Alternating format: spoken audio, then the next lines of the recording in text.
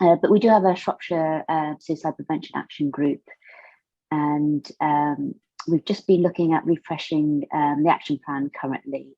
We're not going to change the strategy at the moment. We're having a refresh. We've had lots of work groups currently looking at kind of what areas we can look at and how we can improve them. We do have training for suicide prevention. We do that with joint training with adult social care. We do with children and people as well. So we did have some training programs with suicide prevention, such as STORM, which is skills-based training on risk management, which also had a module that covered self-harm, which was really well received. Currently looking at maybe what we can do across the workforce, and of course digital is what we have, such as Together for All is something digital that we can access. For the workforce, currently at the moment, we probably use Zero Suicide Alliance that you've mentioned before, that everyone can access. We have kind of different tiers of kind of what people want to look at and kind of suicide awareness. I mean, that encompasses self-harm as well. So with safety planning and kind of intervention focused self-harm as well. We've had a voluntary sector, we worked voluntary sector as well. So we worked with Harmless Have Come and delivered some training as well.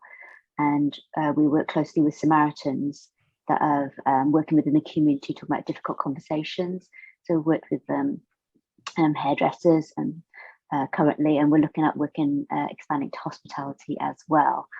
So we work very much have them working with us, and valuable resource, and our local mind as well that we work as well, because we've just kind of looked at kind of suicide bereavement is something that we've just started as well. So we have a suicide bereavement pathway, and so offering kind of support to people after suicide, and developing new things like some groups like SOBs is something that we want to develop.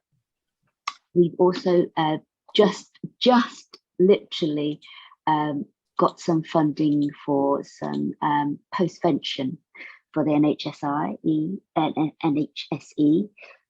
So that's going to be used to enhance and involve the existing suicide bereavement service, development of a tiered approach to trauma-informed support and counselling for people bereaved by suicide, bespoke bereavement and trauma awareness training aimed at those supporting children and people and families. Like I say, the SOBs group we want to set up as well, and use of promotional material, design, printing and dissemination.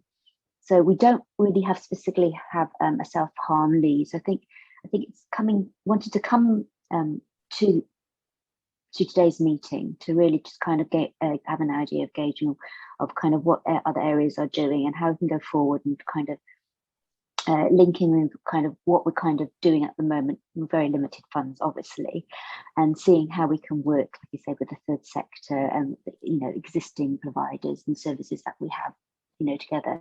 As part of the ICS, we have currently just had an audit of provision, and we're looking at kind of specifically children and people services and what we can do to kind of look at what kind of provision we already have and how we can kind of streamline those provisions and kind of make sure we can provide services as and when we need, because we know waiting times are something that is kind of stressed, something that we need to kind of work on in terms of trying to limit them waiting times.